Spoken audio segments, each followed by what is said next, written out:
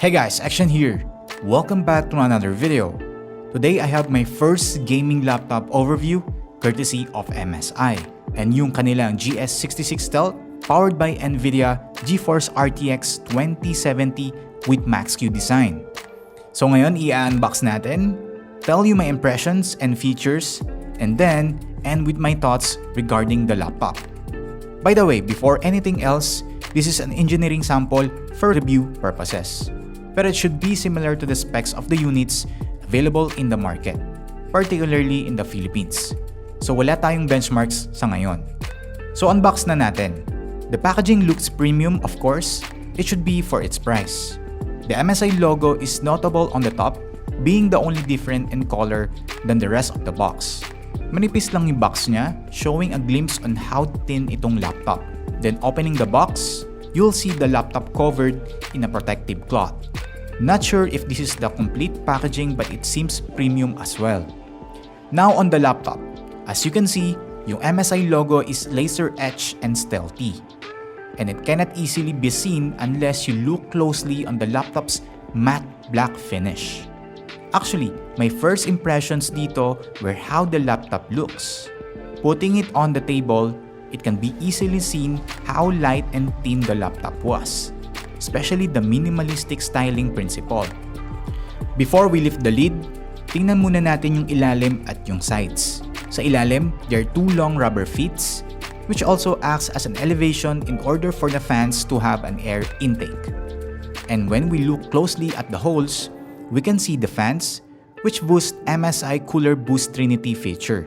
On the sides, there are also exhaust fan holes, which dissipates the high heat effectively. On the left, there's a DC power port, a USB Type-C with support for Thunderbolt 3 and power delivery or PD charging, a full-size HDMI 2.0 port, a USB 3.2 Type-A port, and a power LED indicator.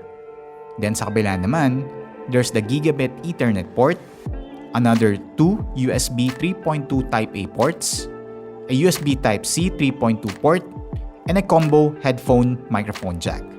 In terms of design, I guess this is where MSI derived its model name, being stealthy and wala masyadong gimmick or any RGB stuff aside from the keyboard.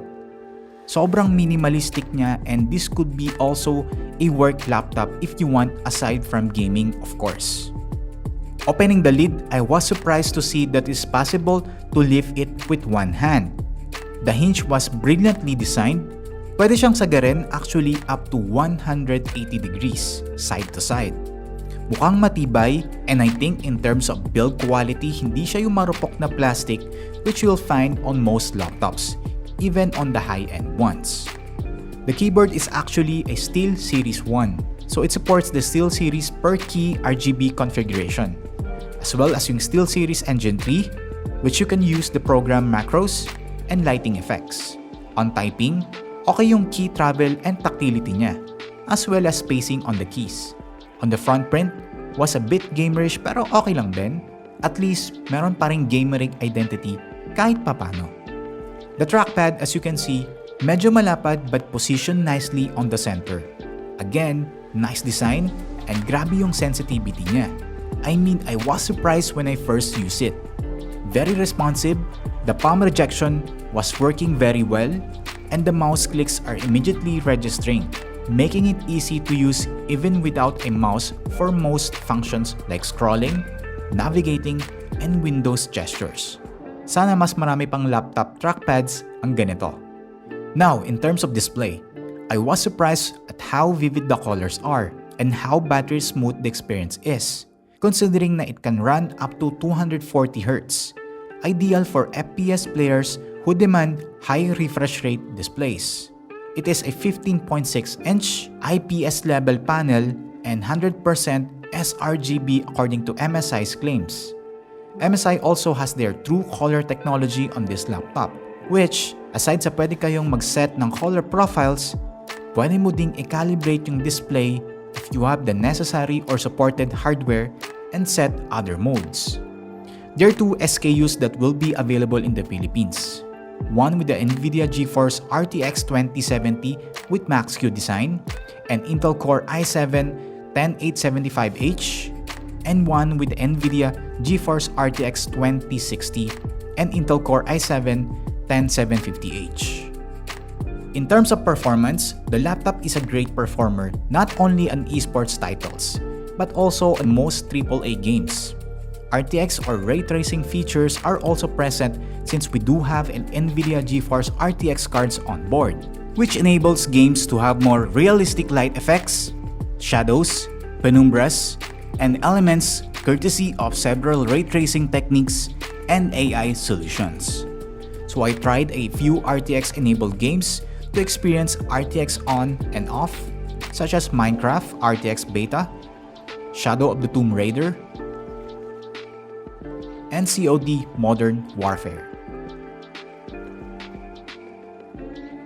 as well as other non-RTX titles such as F1 2020. Syempre, esports games would run just fine because it is a high-spec laptop at most. Other features would be the high-res audio support and Nahimic audio sharing, which enables you to play any audio like games, movies, and music from your PC to two connected headphones wirelessly. Actually, an MSI Gaming exclusive feature ito. Speaking of audio, the speakers are quite nice, hindi tunog lata.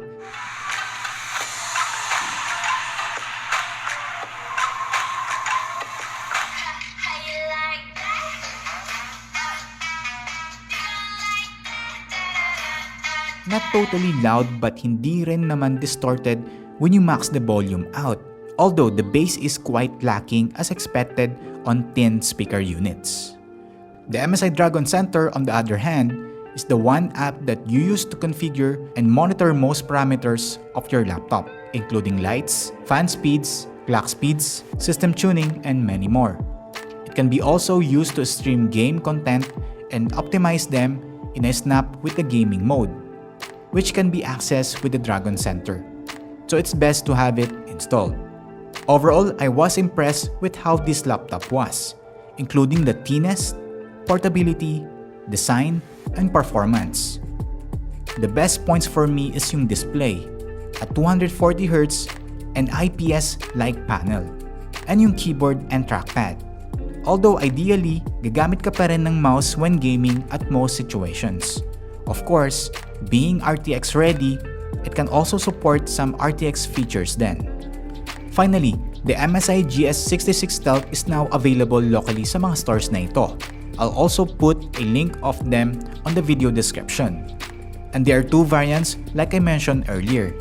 One is the GS66 Stealth 10SF-261PH with a price of 164,995, and yung isa which is the GS66 Stealth 10SE-262PH, which is priced at 144,995 pesos. So there you go guys, ito lang po yung unboxing and my first impression of the MSI GS66 Stealth. So what do you think of this gaming laptop from MSI guys? So let me know in the comment section below. So thank you guys for tuning in. This has been Xtian. So like the video, subscribe, play it smart, and I'll see you guys on my next video.